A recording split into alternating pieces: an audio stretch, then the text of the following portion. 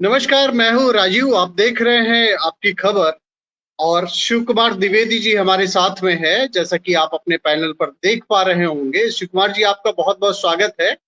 बहुत दिनों बाद आपकी खबर के साथ में जुड़ने के लिए। जी, और बहुत-बहुत धन्यवाद आपका भी जोड़ने के लिए। चूंकि जो एक्सप्लेनर होता है आपका, वो बहुत ही ज्यादा इम्पोर्टेंट होता है। और आज जैसा कि आपको पता है कि बहुत ही बड़ी घटना हुई है ग्लोबल लेवल पर जो हो रही है। जो हमास के आतंकियों ने, जो टेररिज्म का अड्डा है, उन्होंने हमला किया है इजराइल पर। और इसको लेकर विश्व के कई देश जो है दो धड़ों में पड़ते हुए नजर आ रहे हैं। हम आपसे यह जानना चाहेंगे कि इजराइल और फिलिस्तीन के बीच में संघर्ष क्यों हो रहा है, उनका मतलब इशू क्या है, क्यों बार बार जो है ऐसी स्थितियां आती हैं। और जो दूसरा पॉइंट हमारा ये होगा कि दूसरा पॉइंट ये है कि जो सबसे सिक्योर माना जाता था इजराइल, उसका इंटेलिजेंस फेल्योर क्यों हो गया, मोसाद क्यों फेल हो गया। इस बारे में आप से हम जानेंगे डिटेल में। जी। जी, राजीव जी नमस्कार। चूँकि बहुत ही सेंसिटिव इश्यू है, फिलहाल मैं कहना चाहूँगा कि इस पे लगातार उसने लगभग 12 से 15 बार युद्ध फिलिस्तीन से किया है। और आपको बता दें कि जो इज़राइल है, अगर इज़राइल का आज हम बताना चाहेंगे, फर्स्ट ऑफ ऑल इज़राइल का ये इश्यू क्या है, इस पर हम बात करेंगे। दूसरा, इज़राइल की और फिलिस्तीन की इस जो युद्ध हो रहा है, इससे पूरी दुनिया में आर्थिक की स्थिति क्या बनेगी, यानी इकोनॉमिक पोज़ीशंस क्या होगी, इस पर भी हम चर्चा करेंगे। दूसरा, इस पर भारत पर क्या प्रभाव पड़ेगा। तीसरा, पश्चिम देश और जो मिडिल ईस्ट देश हैं, उनके बीच में इज़राइल और भारत और सभी संबंधों पे भी हम चर्चा करेंगे। तो पहले हम बात करते हैं, विषय बहुत बड़ा है, इसलिए बहुत ज़्यादा बातें उस पे नहीं करेंगे, कई जगह वो दिखाई पड़ते हैं। हम एक सीधे शब्दों में आपके व्यूअर्स को बताना चाहेंगे कि आखिर इज़राइल का प्रॉब्लम्स है क्या? हम सभी जानते हैं कि हिंदू धर्म के बाद अगर सबसे प्राचीन धर्म कोई कहा जाता है, यानी पंथ कहा जाता है, तो वो यहूदी होते हैं, जिनको यमन के नाम से भी हम जानते थे। अगर इतिहास के पन्नों में जाएँ तो लगभग 4000 वर्ष पुराना उनका इतिहास बताया जाता है। और जो आप जब कुरान को आप पढ़ेंगे, जो पवित्र कुरान है, या अगर आप बाइबल को पढ़ते हैं, तो उसमें एक मूसा शब्द की बात आती है, ईसा और मूसा। और यहाँ तक कि अगर कुरान की हम बात करें, तो पवित्र कुरान में सिर्फ ईसा और मूसा की बात हुई है। मूसा जो है वो बेसिकली यहूदियों के प्रवर्तक गुरु हैं, ठीक है। तो हम अगर कहेंगे तो 4000 वर्षों का उनका इतिहास रहा, और उस इतिहास में धीरे धीरे वही लोग कन्वर्ट होते गए जो ईसाई बने। ईसाई के बाद वो क्या नाम है, मुस्लिम में कन्वर्ट हुए, और कन्वर्ट करते करते वो छितर बितर गए, और उनके साथ डिस्क्रिमिनेशन बहुत बड़े पैमाने पर हुआ। आपको बता दें कि उनका जो मूल, यानी यरूशलेम में जहां वो पूजा करते थे, जहां वो मानते हैं कि मूसा ने अपना पूरा जीवन बिताया और मूसा की यादें उनसे जुड़ी हुई हैं, वहां को लेकर के जब बातें हुई, तो आपको बताना चाहेंगे कि उन लोगों को भागना पड़ा, और यूरोपियन कंट्रीज में जगह जगह जाके वो रहने लगे। लेकिन वो इतने कर्मठ थे, इतने मेहनती थे कि वो जहां जाते थे अपना स्थान बनाते थे। तो यूरोप में भी आपने देखा होगा कि औद्योगिक पुनर्जागरण हुआ है। यूरोप में ऐसे कई आंदोलन हुए, जहां पर लोगों का ये मानना हुआ, यूरोप के लोगों का, कि जो ये इजरायली हैं, बेसिकली यहूदी, ज्यूसेस, ये बहुत मेहनती और धीरे धीरे हमारे कामों को ये हड़प लेंगे। जैसे हम देखते हैं ना, भारत के अंदर लोग कहते हैं भाई महाराष्ट्र में यूपी और बिहार वाले सब कब्जा कर लेंगे, ऐसा करेंगे। तो वो मेहनती थे, वो जाके काम करते थे, धीरे धीरे वो स्टैब्लिश होते गए। और पूरे दुनिया में जब वो गए, तो बहुत सीमित दायरे में रहते थे, लोगों से बातचीत कम करना, काम से काम रखना और अपनी ग्रोथ पे मतलब रखना। बाकी लोग तो लोग उनसे चिढ़ते बहुत थे, खासतौर से क्रिश्चियन उनसे बहुत चिढ़ता था। क्रिश्चियन का एक धड़ा ये मानता है कि जो यीशु ईसा मसीह थे, उनकी हत्या में यहूदी इन्वॉल्व थे, ठीक है, जूसेस इन्वॉल्व थे, वो ये भी मानता था। और इसी का परिणाम था कि पूरे दुनिया के यूरोपियन कंट्रीज में यहूदी बसे हुए थे, और उनके साथ बड़ा ही डिस्क्रिमिनेशन हुआ। आपने ये भी तो सुना होगा कि जो आपके हिटलर हुआ करते थे जर्मन में, हिटलर ने लगभग 24 से 24 लाख लोगों को मारा था, यहूदियों को, और गैस चैम्बर में वो झोंक दिया करते थे, आग की भट्टी में, और उसमें मरते थे। तो यहूदियों ने बड़ी यातनाएं सही हैं। उनकी यातनाओं की अगर हम चर्चा करेंगे, तो आंखों से आंसू टपकना स्वाभाविक है। तो यहूदियों ने उतनी यातना सहने के बाद भी सोचिए कितनी जीवट वो पंथ है, कितना जीवट वो जाति है, कि वो हार नहीं माना, और उसने सोचा कि इस तरह तो पूरी दुनिया में हमें रहने नहीं देंगे वेस्ट के लोग, तो चलते हम अपना स्थान खुद तय करते हैं। धीरे धीरे उन्होंने पलायन करना शुरू किया, और उन्होंने कहा पलायन हम वही करेंगे जहां हमारे तीर्थ स्थल है, जहां हमारी धार्मिक आस्थाएं हैं। तो उनकी धार्मिक आस्थाएं चूंकि यरूशलेम से थी, वो यरूशलेम में आ गए। वहीं पर अब वो धीरे-धीरे फ़लस्तीन में आने लगे और चूँकि पैसा था उनके पास, तो फ़लस्तीन में आने के बाद उन्होंने महँगे दामों पे ज़मीन खरीदना शुरू की। धीरे-धीरे वो बसते चले गए। उसी बीच में जब द्वितीय विश्व युद्ध हुआ तो ब्रिटेन ने सबसे कहा कि ऑटोमन साम्राज्य को खत्म कर देंगे।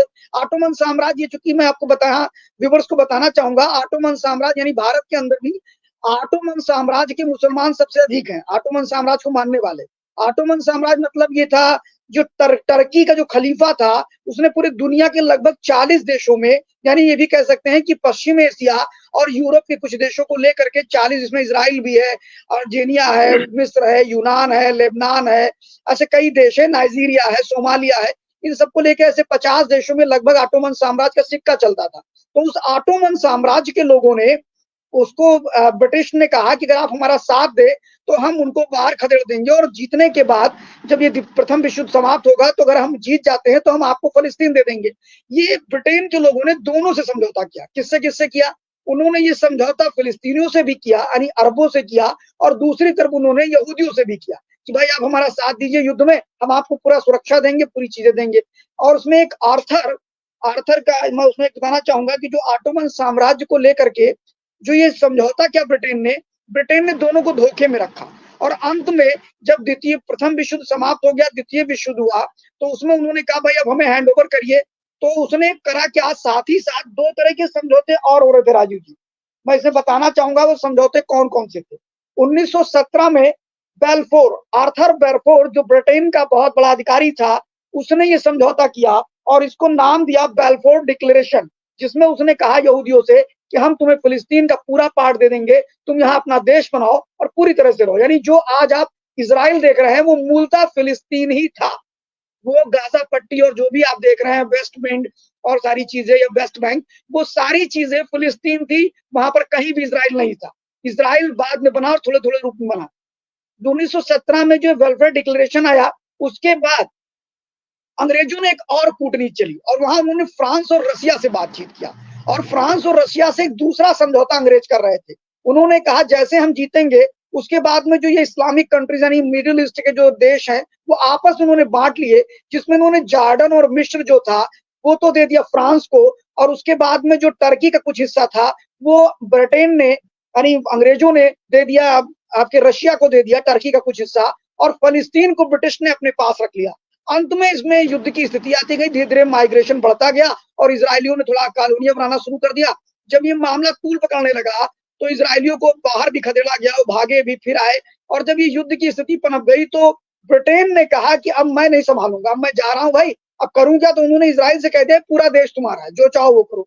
और ये 1942 में समझौते पे बातचीत हुई, 1948 में उसको फ्री किया गया, इज़राइल नेशन घोषित कर दिया गया, लेकिन आधिकारिक रूप में पूरी दुनिया में लोगों ने उसको इज़राइल नेशन के रूप में स्वीकार नहीं किया। समझिए आप, फिर यूएनओ में तक बात पहुंची, फिर यूएनओ ने उसको इज़राइल नेशन किया और 56% जो फिलिस्तीन का भाग था वो इज़राइल को दे दिया गया, बाकी में फिलिस्तीनियों को दिया गया। और वहीं पर ये फिलिस्तीन मतलब क्या, उसमें लेबनान है, जॉर्डन है और आपका फिलिस्तीन के नाम से उनको आपस में बांटा उन देशों ने मिलकर के मिस्र में। इन तीनों देशों का उसमें इन्फिल्ट्रेशन था, इन तीनों देशों के लोग थे और वहीं से एक अलग-अलग तरह की आर्मी बनना चालू हुई, घटनाएं चालू हुई। और आपको बताएं कि उसकी आजादी के यानी इज़राइल की आजादी के 24 घंटे के अंदर 3 देशों ने उस पर आक्रमण किया। जॉर्डन ने आक्रमण किया, लेबनान ने किया और आपके मिस्र ने किया और इन तीनों ने वहां पर हमला करके सोचा इसको हरा देंगे, लेकिन आप आश्चर्यचकित रह जाएंगे कि अचानक हमला होने पर भी इज़राइल से मुंह की खानी पड़ी, क्योंकि इज़राइलियों के अंदर राष्ट्रवाद उफान मार रहा था। जिस समय की घटना मैं आपको बता रहा हूं कि जब इज़राइल के लोगों ने यहूदियों ने वहां पर फिलिस्तीन में बसना चालू किया, उस समय यूरोप में राष्ट्रवाद बहुत चरम पे था, जबरदस्त चरम पे था। आपने सुना भी होगा, शायद हम लोग अपने हाई स्कूल में एक पुस्तक पढ़ते थे, द ओलंपिक गेम, और उसमें the Hitler were the German is a superior than other countries, ऐसे करके हम लोग पढ़ते थे। तो उस समय की अगर हम बात करें तो यूरोप में राष्ट्रवाद अपने उरूज पे था और उसी राष्ट्रवाद से प्रेरित होकर के ज्यूसिस जो थे, यहूदी जो थे, वो भी उतने ही राष्ट्रवादी थे। उनके सामने एक ही चीज था कि अगर हारे इनसे तो हम जीवन भर के लिए समाप्त हो जाएंगे, कुछ नहीं बचेंगे हम लोग, क्योंकि सभी एक साथ आ गए थे। और अगर जीत गए तो शायद हम अपना भविष्य लिख सकते हैं और यहूदी पूरी दुनिया में उनका कहने के लिए एक देश होगा, हम अपनी संतुलन बनाएंगे, अपने हिसाब से काम करेंगे, अपने हिसाब से चलेंगे। और यही परिणाम निकल करके आया कि उन्होंने मुंह की खाने पड़ी जॉर्डन, मिस्र और लेबनान को। और देखते ही देखते उस युद्ध के बाद 3 पार्टों में वो फिलिस्तीन बँट गया, जिसमें थोड़ा पार्ट इनके पास आया जो कि पश्चिमी हिस्सा था इज़राइल का, जिसको आज आप इज़राइल बोल रहे हैं। उसका अगर हम पूर्वी हिस्से की बात करेंगे तो वहाँ पर आपका ये मिस्र कब्जा हो गया, और उसके बाद वेस्ट बैंक जो था उधर अगर आप जाएँगे तो लेबनान ने कब्जा कर लिया, गाज़ा पट्टी इन सब पे। स्थिति ऐसी बनी रही और लगभग आए दिन छुट-पुट मारपीट ये सब हर साल होते थे, हर साल दंगे-फसाद होते थे, हर साल युद्ध हुआ करते थे। क्योंकि इज़राइल में जहाँ पर ये फिलिस्तीन में बसे हैं और वहाँ जो यरूशलेम है वो 3 धर्मों का प्रतीक है। पहला जीसस जो ईसा मसीह थे उनको वहाँ पर सजा दी गई, तो वहाँ भी वो लोग उसको पवित्र स्थल मानते हैं क्रिश्चियन। अल अक्सा मस्जिद जिसकी एक बार हम लोगों ने चर्चा की थी श्री राम जन्मभूमि के उद्घाटन पर, आप ही के चैनल पर हम आए थे, तो उसमें भी जब चर्चा की थी तो अल अक्सा मस्जिद यानी मक्का मदीना के बाद पहली मस्जिद थी जो मक्का मदीना से बाहर थी, और वो भी उस मस्जिद के बारे में हमने आपको बताया भी है कि वो मस्जिद खाली ऊपर से उसका मेहराब तोड़ा गया था, बना दिया गया था। तो वह एक विवादित विषय है, चूंकि वो यहूदियों के प्रवर्तक जो धर्म गुरु थे उनके नाम पे बना हुआ मंदिर था जिसको तोड़ के बनाया गया। तो अल अक्सा मस्जिद को भी वो कहते हैं वो मेरी है। यूसिस कहता है कि साहब वहां पर हमारे धर्म गुरु थे इसलिए वो मेरी है। ईसाई कहता है, तो तीनों धर्मों के लिए विशेष है, लेकिन 2 धर्म उसमें मिल गए। और जब ये मामला संयुक्त राष्ट्र संघ में गया, अभी ये मामला संयुक्त राष्ट्र संघ में ही 48 से लेकर के फिर आगे हम बताते हैं कि होता क्या है। 48 में जब ये मामला संयुक्त राष्ट्र संघ में जाता है तो संयुक्त राष्ट्र संघ 3 भागों में बांट देता है, जिसमें एक हिस्सा लेबनान को देता है, एक आपके मिस्र को देता है, और उसके बाद में उसमें ईरान का पूरा हस्तक्षेप होता है और दूसरा इजराइल को दे देता है। लेकिन वो जो टेरिटरी जिसको हमने बड़ा विवादित है उसको यूनियन टेरिटरी क्रिएट कर देता है और कहता है तीनों इसमें अपना अपना रोल अदा करेंगे। जब ईद आएगी तो ये जाएंगे, आपके प्रभु आपके जब धर्म गुरु का होगा तो आप जाएंगे, और जो ईसाइयों का होगा आप जाएंगे। और उसको उन्होंने बाकायदा अच्छी फोर्सेस दी, लेकिन उसकी सुरक्षा का पूरी जिम्मेदारी उन्होंने यहूदियों को दी, यानी कि इसराइलियों को दी, क्योंकि वो उसी क्षेत्र में आता है। बात यहाँ बढ़ती है, और अभी भी इसराइल पूरा इसराइल नहीं बना है राजू जी। अब हम चल रहे हैं इसराइल को पूरा इसराइल बनाने के लिए। 1967 में एक बार फिर हमला होता है, और तगड़ा हमला होता है, और फिर ये सारे मुल्क एक साथ मिलकर उसके ऊपर हमला करते हैं, जिसमें जॉर्डन, लीबिया, सीरिया, ये सब मिलकर के हमला करते हैं। और वो युद्ध मेरे ख्याल से एक बड़ा अवसर इसराइल को मिला, और इसराइल ने सभी को मार के भगा दिया, और लगभग उसके 85% या 90% क्षेत्र पर कब्जा कर, और कब्जा करने के बाद समझौता कराने के लिए संयुक्त राष्ट्र संघ में अमेरिका और देशों ने, ब्रिटेन ने उसमें पहल की, और तब जाकर के थोड़ा थोड़ा देश दिया गया और एक गाजा पट्टी दी गई। उसके बाद से मामला चलता रहा। इसी प्रकार यासर अरफात 1964 में इन्होंने पीपल लिबरेशन ऑर्गेनाइजेशन बनाया, और उन्हीं का एक राजनीतिक संगठन था फतह, जो कि कहता था कि मतलब थोड़ा ऐसा था। और वहीं दूसरी तरफ हमास भी बन चुका था। हमास जो था वो राइट विंग कहा जाता था, कट्टरपंथी कहा जाता था। हमास सीधे मारने की बात करता था। हमास कहता था हमें पूरे के पूरा चाहिए। और इन परिस्थितियों में अगर देखा जाए तो हमास काफी कट्टर था, जिसमें फतह उसका विरोध करता था। आज भी कल घटना जो हो रही है, अभी बमबारी हो रही है, उसमें फतह के लोग भी लड़ रहे हैं। आपको बता दें, फतह के लोग भी लड़ रहे हैं जो युद्ध के समर्थक नहीं थे। लेकिन मजे की बात यह है, अब यहाँ पर एक चीज और आती है कि यासर अरफात ने 1993 में एक समझौता इसराइल से किया, और उस समझौते में दोनों ने यह तय किया कि पीएलओ यानी पीपल लिबरेशन ऑर्गेनाइजेशन जो यासर अरफात ने बनाई थी, उन्होंने कहा कि इसराइल उसको आधिकारिक रूप से फिलिस्तीन यानी जो बचा हुआ एरिया 10% है जो बीच में फंसा हुआ है, उस 10% बचे हुए हिस्से का आधिकारिक रूप से उसको आप चाहे शासन का एक मॉड्यूल मान लीजिए या एक सरकार मान लीजिए, उसके थ्रू हम उससे बातचीत करेंगे। इसराइल ने घोषणा करी, और इसराइल को अंतरराष्ट्रीय राष्ट्र के रूप में ये घोषणा यासर अरफात ने इसराइल के लिए की, और दोनों ने हाथ मिलाया और 5 साल के लिए समझौता हुआ। लेकिन दुर्भाग्य से 3 साल बाद ही समझौता टूट गया, और उस समय काफी मीडिया में चर्चा का विषय था। और इस घटना के बाद दोनों राष्ट्रपति यानी कि आपका इसराइल के राष्ट्रपति और आपके क्या नाम है यासर अरफात, इन दोनों को ही नोबेल पुरस्कार दे दिया, क्योंकि एक बड़ी घटना थी और दोनों साथ में आए। बीच के समय में एक समय था कि मिस्र के राष्ट्रपति ने भी गलबैया मिलाई थी इसराइल से, और इसराइल इतना अपने आप में पोटेंशियल हो गया जिसकी आप कल्पना नहीं करेंगे। आज इसराइल बहुत फायदे में, आप सोचिए कि जिस इसराइल का कोई देश नहीं था, उसने ये तय किया यहूदियों ने कि हम अपना देश बनाएंगे और यरूशलेम में मिलेंगे। और उन्होंने ये भी तय कर लिया, गोल देखिए, मैं तो मतलब सोच के दंग रह जाता हूं कि उनका गोल देखिए। मुझे लगता है दुनिया में सिर्फ 2 ही ऐसे समाज हैं, या तो ज्यूस होंगे यहूदी, और दूसरा हिंदू होगा, जिसका अपना कोई नेशन आधिकारिक रूप से घोषित नहीं है। लेकिन अगर आप देखें तो ज्यूस में कितनी जीवटता थी, कितना संघर्ष था, कि वो जब कहीं मिलते थे, मान लीजिए यूरोप का आदमी इटली से ब्रिटेन गया और यहूदी है तो उसने एक दूसरे से कहा यरूशलेम में, उसने कहा यरूशलेम में मिलेंगे, मतलब उनका अभिवादन होता था यरूशलेम में मिलेंगे। यानी कितनी दृढ़ इच्छा शक्ति उनमें थी कि 200 साल तक वो अपने लोगों से जब भी कहीं मिलते थे तो यरूशलेम में मिलेंगे, ये ऐसा कह के वो चलते थे। और करते करते वो यरूशलेम में मिल भी गए, और जिस यरूशलेम में कभी वो जमीन खरीद के रहने आए थे, आज उसी यरूशलेम की फिलिस्तीन के एक बहुत बड़े भूभाग पर इजराइल बसा दिया, और जो फिलिस्तीन था वो सिर्फ गाजा पट्टी में सिमट के रह गया। ये एक बड़ी उपलब्धि इजराइल की मानी जाएगी। अब आपको बताते हैं कि इजराइल सैनिक तौर पे कितना मजबूत है। अभी आपने कहा कि हम जानते हैं कि दुनिया में अगर कोई भी ऑफेंसिव अगर आर्मी किसी के पास है तो वो सिर्फ इजराइल के पास है। हम ऐसी बहुत सी घटनाओं के अवगत कराना चाहेंगे कि ऑफेंसिव आर्मी के बाद कितनी प्रभावशाली इसकी आर्मी है। मोसादा के नाम से लोग कांपते हैं, आज भी कांपते हैं। और मजे की बात कि मैं कल से ट्विटर पर देख रहा हूं और फेसबुक और सोशल मीडिया पर लोग मोसादा का कुछ लोग मजाक उड़ा रहे हैं और अलग तरह तरह की बातें कर रहे हैं। फिलहाल वो पता मोसादा का मैं एक उदाहरण भी यहाँ प्रस्तुत करूंगा, मेरी बड़ी इच्छा है कि मैं उसको बताऊं। अगर उस आर्मी की चर्चा करें तो लगभग एक, और आप अभी तक उसका रेशियो उठा करके देखिए, अगर आप राजू जी देखेंगे तो अगर इन्होंने उनके 200 लोगों को मारा है तो उन्होंने उनके 3200 लोगों को मारा है, अब तक का जो ट्रैक रिकॉर्ड रहा है। अगर इजरायली 500 मरा है तो ये मान लीजिए कि 6 से 8,000 लोग ये मरने वाले हैं, इससे कम नहीं मरेंगे। नहीं तो और वो क्या टीट फॉर टैट गाजा करते हैं। स्ट्रिप बचेगा? जिस तरीके से इसराइल हमला कर रहा है, जो उसने ठाना भी है, जो इसराइल के प्रधानमंत्री ने भी कह दिया है, तो मुझे तो जहां तक लग रहा है कि इसराइल मतलब गाजा पट्टी तो कुछ दिनों बाद इतिहास की बात हो जाएगी। जिस तरीके से इन्होंने हमला करके एक तरीके जो आत्मघाती दस्ता इन लोगों ने तैयार किया, फिलिस्तीन वालों ने, ये हमास के लोगों ने जो तैयार किया, वो लग रहा है कि वो आत्मघाती अब उन्हीं के लिए बन जाएगा और उनका ये जो गाजा पट्टी है यही खत्म होने के कगार पे है। आपको क्या लग रहा है? जी, बिल्कुल आपने सही कहा है। मुझे लगा कि जब-जब कोई बड़े युद्ध हुए, उसमें अगर कोई मतलब अगर किसी को कहा जाए अचीवमेंट कहा जाए तो वो इज़राइल के साथ गया। जैसे बताया कि 48 में 24 घंटे में इन्होंने हमला कर दिया इज़राइल नेशन घोषित करने के बाद। तो उस समय तो इज़राइल बहुत कुछ नहीं कर पाया, लेकिन 1960 64 के करीब में जो दूसरा 63 में जो युद्ध हुआ, तो उसमें तो इसने पूरा हाहाकार मचा दिया, पूरे इज़राइल, बहुत बड़ा इज़राइल बना दिया। तो अब मुझे लगता है गाजा पट्टी जो कि थोड़ा बहुत एरिया जो बचा रह गया फिलिस्तीन के नाम पे, वो भी मुझे लगता है इज़राइल का हो जाएगा। दूसरा, इस युद्ध के बाद जो आईडीएफ यानी इज़राइली डिफेंस फोर्सेस जो है, उसके जो चीफ ऑफ डिफेंस स्टाफ हैं, उन्होंने सीधे कह दिया है कि अब हम नस्तोनाबूद कर देंगे गाजा पट्टी को, और हमास को उन्होंने टारगेट किया है। आपको बताएं कि हमास को इसमें समर्थन देने वालों में टर्की है, आपका हमास को समर्थन देने वालों में ईरान है, लेबनान है, मिस्र है, और ऐसे कई देश हैं जो गुपचुप तरीके से दे रहे हैं। मजे की बात यह है कि अरब कंट्रीज के बड़े जो नेता हैं वो अभी तक खुल करके सामने नहीं आए हैं।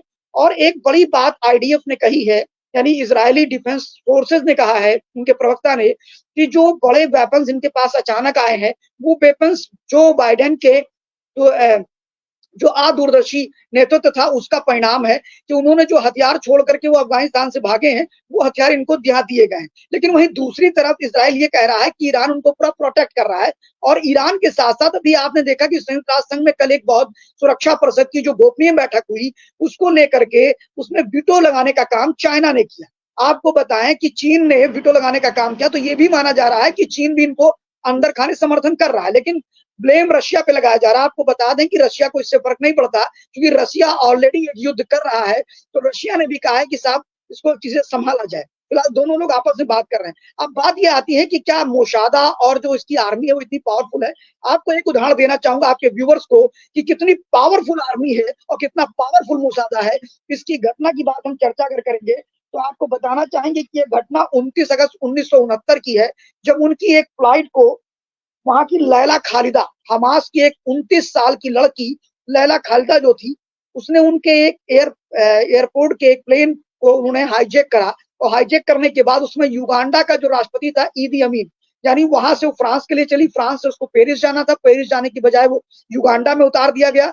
और उस प्लेन को उतारने के बाद इन लोगों ने शर्तें रखी कि आपने जो इजराइल में जो हमारे 40 हमास के लोग बंद हैं उनको छोड़ दिया जाए। आपको बताएं ये भी एक रिकॉर्ड कायम है कि दुनिया की एकमात्र ऐसी आर्मी है जो कभी भी आतंकवादियों से निगोशिएशन नहीं करती है, उन्हें सीधे 72 हुरों के पास भेजती है। ये सिर्फ रिकॉर्ड अगर किसी के पास है तो वो सिर्फ इजराइल की सेना के पास है और मोसादा के पास है। आपको बताएं इस घटना के बाद पूरे इजराइल में तहलका मच गया, चूंकि सब बड़े परेशान हो गए, जब करेंगे क्या, ये तो बहुत बड़ी दिक्कत है। उसमें कुछ फॉरेनर भी हैं, कुछ दूसरे देशों के लोग हैं। अंत में स्थिति ये हुई, नेगोशिएशन की स्थिति आई और इजराइल ने तय किया कि हम नेगोशिएशन नहीं करेंगे। मोसादा ने कहा हम छुड़ा के लाएंगे युगांडा से। बड़े ही मतलब फिल्मी स्टाइल में सारी चीज हुई थी राजू जी, अगर आपको बताऊंगा तो मजा आ जाएगा आपको कि उन्होंने सोचा करें क्या, तो उन्होंने बातचीत किया और बातचीत करने के बाद उन्होंने 48 आवर्स हमास के आतंकियों ने दिया कि 48 घंटे के अंदर आप हमारे 40 लोगों को छोड़े और $5 बिलियन हमें आप अमेरिकन डॉलर देंगे। इन्होंने कहा ठीक है, इन्होंने कहा ओके कोई दिक्कत नहीं। उसके बाद इनकी मोशादा और सारी टीम बैठती है। उसके बाद में वहां पर ईदी अमीन जो था वो ब्लैक कलर की मर्सिडीज से उसमें चला करता था। इन्होंने कहा कि ठीक है, और आपको बताएं कि इन्होंने एक बड़ा विमान लिया, उसका थोड़ा नाम भूल रहा हूं विमान का, वो अक्सर हमारे यहाँ भी चलता है। बड़े विमान को लिया और साथ में इन्होंने आर्मी लिया और मोसादा लिया और उसके बाद में ये उतर गए। इनकी प्लानिंग ये थी कि जब हम वहां उतरेंगे तो रात को लैंड करेंगे और रात को उतरने के बाद हम पूरा एयरपोर्ट घेर लेंगे। और एयरपोर्ट घेरने के बाद चूंकि ईदी अमीन जो है वो ब्लैक कलर की मर्सिडीज चलता है, हम लोग उसी से निकल के आएंगे और वहां की सेना नहीं रोकेगी और हम अंदर घुस जाएंगे और उनको खत्म कर देंगे। अंत में वहां पर हुआ क्या कि जब इनका नेगोशिएशन मतलब बातचीत उन्होंने चालू किया हमास के लोगों से, तो उन्होंने धीरे धीरे करके छोड़ना चालू किया। पहले कुछ बुड्ढों को छोड़ा, लगभग 54 लोगों को, वृद्ध लोगों को, और उसके बाद उन्होंने कम से कम 22 से 25 फॉरनर को छोड़ा जो इनके देश के नहीं थे।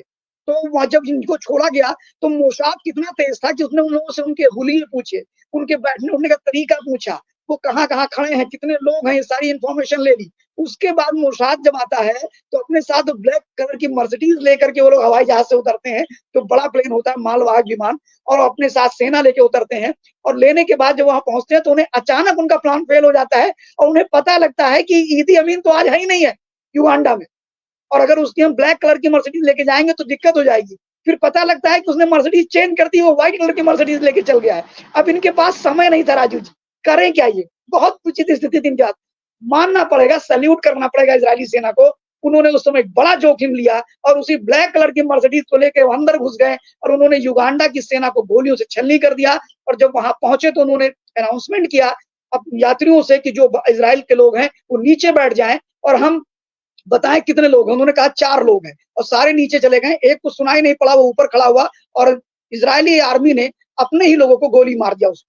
बाकी इन्होंने सबको मारा। लौटते समय 3 जवान हमारे घायल हुए, जिसमें एक जवान जो है वो उसमें वर्तमान राष्ट्रपति का बड़ा भाई है, योन नेताहू, उनके बड़े भाई थे, उनको गोली लगी थी। यानी आप सोचिए कि मोसाद किसी तरह से कोई कंप्रोमाइज नहीं करता। आपको बताएं कि मोसाद के एक एजेंट को मारने का काम अमेरिका ये हमास के लोगों ने किया था, और आपको बताएं कि उनके 25 एजेंटों को दुनिया के अलग अलग देशों में मोसाद ने जाकर के मारा था, ओलंपिक में भी मारा था। ऐसे कई तरह की घटनाएं हुई हैं। अच्छा ये तो बताइए, जी, मतलब इतनी सिक्योर जो है वहां की सेना है, इंटेलिजेंस वहां का इतना, तो ये आपकी फेल्योर कैसे हो गए? क्योंकि ये जो आतंकियों ने जिस तरीके से हमला किया और बहुत ही बेधड़क होके हमला किया, जिस तरीके से वो फेंसिंग काट के और उसके बाद में पहुंचे जा रहे हैं, 15 किलोमीटर जो है अंदर पहुंच गए, मारकाट मचाया और विभत्स जो है उन्होंने एक कांड किया। चूंकि आतंकी हैं, उनकी मानसिकता वही है, उन्होंने वही काम किया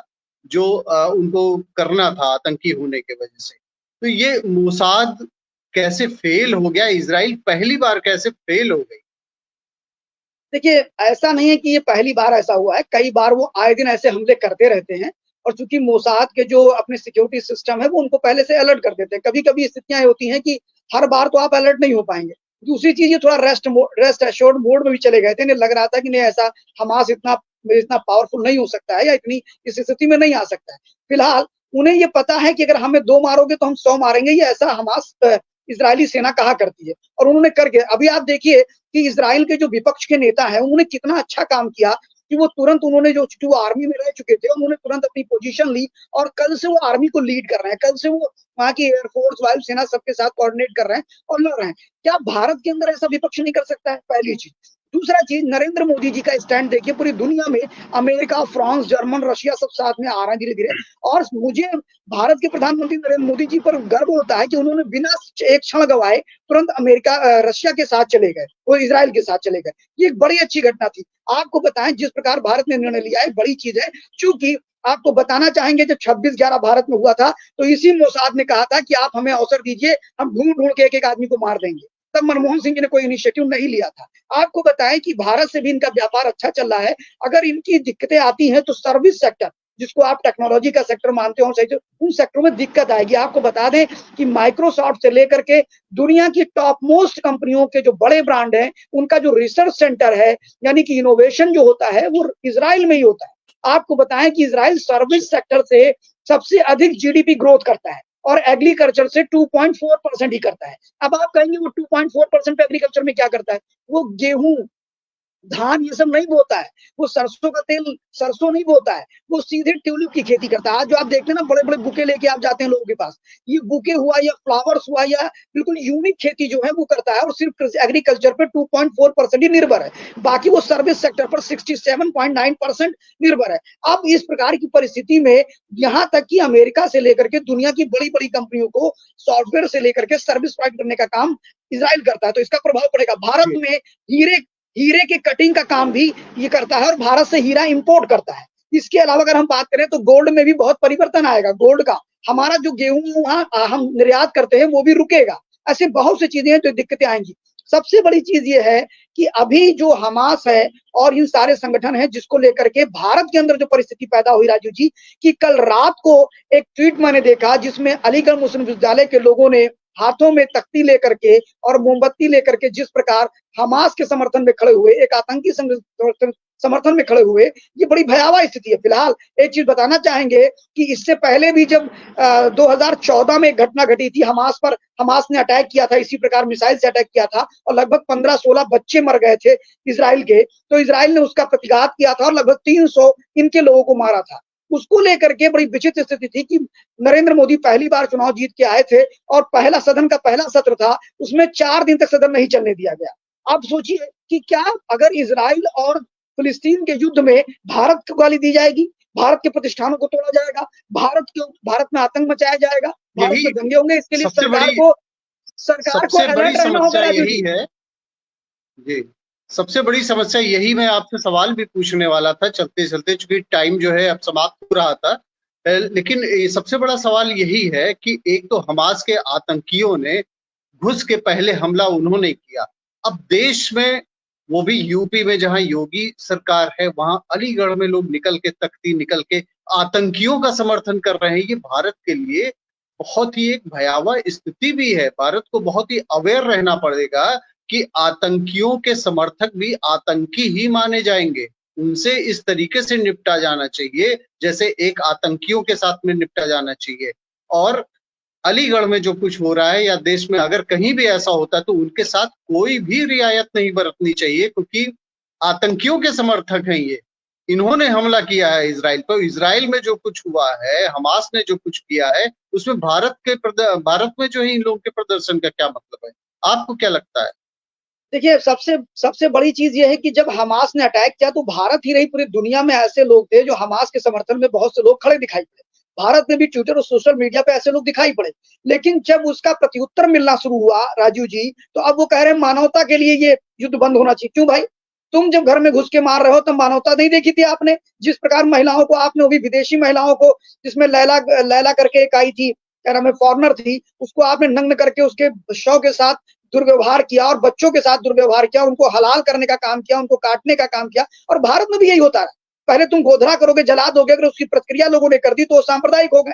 तुम बेवजह जाओगे और शहीद पार्क को तोड़ दोगे, इसलिए तोड़ दोगे क्योंकि म्यांमार से तुम भगाए गए, म्यांमार से भगाए गए, उसमें भारत का क्या रोल है भाई? जैसी करनी वैसी भरनी, और उसके बाद भारत में तुम आतंक करोगे। भारत में मिस्र, पेरिस के अंदर जो सार्लो आर्दबी है, फ्रांस में, जब उसने बनाया था, क्या नाम है, मोहम्मद साहब का कार्टून बना दिया, कार्टून बनाया गया, वहां पर आतंक मचाना तो वहां मचाओ ना। भारत के अंदर तुम लोग गला काटोगे, भारत के अंदर तुम विद्रोह करोगे, भारत के अंदर तुम दंगा करोगे, वो भी एक मुसलमान की दुकान नहीं जलाओगे। सब दुकान किसकी जलाओगे? हिंदुओं की जलाओगे, गैर हिंदुओं की जलाओगे। जो दंगे करोगे वो रोड पे करोगे। तो ये मेरा कहना है कि भारत की सरकार को अलर्ट होना चाहिए। जिस प्रकार मोसादा वहां अलर्ट है, ऐसे भारत की सभी एजेंसियों को अलर्ट होना चाहिए। और ऐसे लोग अगर भारत के अंदर उपद्रव मचाते हैं, जो कि 2014 से पहले मचाते थे राजीव जी, बिना बात के मचाते थे, ऐसे लोगों पे कड़ी से कड़ी कार्रवाई होनी चाहिए अगर वो भारत के अंदर इस प्रकार की स्थिति पैदा करते हैं। चूंकि ये उन दोनों देशों का मामला है, वो दोनों देश आपस में निपट रहे हैं, और आप विश्वास मानिए कि 7 दिन से अधिक युद्ध चलेगा नहीं। वो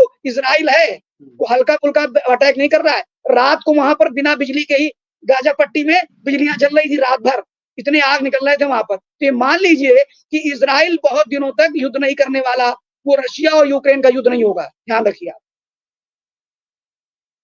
बहुत आपने बड़ी महत्वपूर्ण बातें कही हैं और ये भारत के लिए भी बहुत ही बड़ी चिंताजनक स्थिति है कि जिस तरीके से इजराइल पर अचानक हमला हुआ, बहुत बड़ा हमला किया है। ऐसा नहीं कि एक दिन की अचानक कर दिया गया, ये पूरी की पूरी प्लानिंग की गई होगी, इसकी कई महीनों तक प्लानिंग की गई होगी, हो सकता है सालों साल इसकी प्लानिंग की गई हो। और भारत को भी बहुत ही अलर्ट रहने की जरूरत है। जहां तक है इंटेलिजेंस इंडिया का बिल्कुल सीधी तौर पे अलर्ट होगा, लेकिन जो ये इस तरीके से जो प्रदर्शन कर रहे हैं, निकल के प्रदर्शन कर रहे हैं, मामला कहाँ का, और आतंकियों के समर्थक जो ये निकल कर बाहर आ रहे हैं, इनसे भी उसी तरीके से निपटा जाना चाहिए जैसे एक आतंकी के साथ में निपटा जाता है। आपका बहुत बहुत धन्यवाद। और आपने जो इतनी डिटेल्ड इंफॉर्मेशन दी है कि ये क्यों ऐसा हो रहा है, और सबसे बड़ी चिंता की बात यही थी कि मोसाद क्या फेल हो गया, ये अचानक जो इन लोगों ने इतना हमला किया और दूसरे देश में घुस गए, पूरी तरीके से बर्बरता की इन्होंने। तो ये केवल एक देश का मामला नहीं है, ये जो मानसिकता है, ये जो आतंकी मानसिकता है, ये आत्मघाती मानसिकता है, ये पूरे विश्व में सर उठा रही है। और इस देश में भी जो तख्ती लेके चल रहे हैं ना, ये भी उसी मानसिकता के हैं। इनसे भी उसी तरीके से निपटना चाहिए जैसे इजराइल निपट रहा है इससे।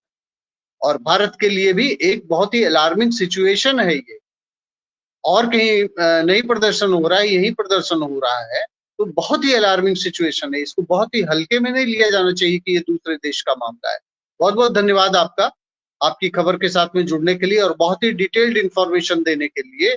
और हम आशा करते हैं कि ये एक सबक है, एक ये अलर्ट है किसी भी कंट्री के लिए कि जो आतंकी हैं वो अंदर ही अंदर क्या रच रहे हैं, इससे देश को, अपने देश को बचाने के लिए बहुत ही अलर्ट रहने की जरूरत है। Thank you viewers for watching आपकी खबर।